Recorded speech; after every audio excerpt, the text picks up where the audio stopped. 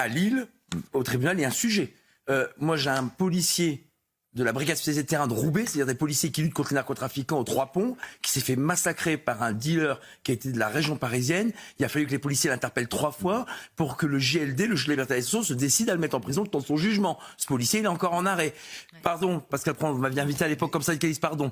Manon, Paul et Steven, c'est 3 policiers de Roubaix qui ont été tués par un chauffard qui a été drogué et ivre. Oui. Il a insulté les secours lorsque les policiers et les sapeurs-pompiers du Nord sont intervenus. La procureure de Lille a expliqué aux familles qu'elle ne poursuivrait pas cet individu, alors que juste avant, son complice, pardon, alors il est décédé, je parle du complice, pardon, du passager qui pour moi est un complice, a pris une photo du tableau de bord puisqu'il roulait en trépané à contresens sur la voie rapide. Sur tous ces éléments-là, elle a dit il faut encore enquêter, il faut attendre, et pour l'instant on poursuit pas. Et là, on a à nouveau cette problématique-là à Tourcoing. Et d'ailleurs, pardon, mais vous aviez vu les excuses de ces individus, ils expliquent qu'ils agissent en état de légitime défense, moi ça me rend dingue, face à un policier qui est quand même reconnaissable, qui intervient pour sauver un petit gamin qui s'est fait racketter, qui est à nouveau se faire massacrer par ses bourreaux présumés qu'il avait racketé. Non mais, vous savez, Pascal Pro, les gens honnêtes, ils supportent plus tout ça. C'est des gens déconnectés avec la réalité. Quand on est juge, on est indépendant, mais on a des comptes à rendre. Moi, quand j'étais policier, il fallait rendre des comptes à tout le monde. Au parquet, au préfet, à l'IGPN, à la population, à tout le monde. Et on le faisait parce qu'on a, comme vous le dites, une dépositaire d'autorité publique. Donc tant qu'on ne changera pas de logiciel sur ces sujets-là,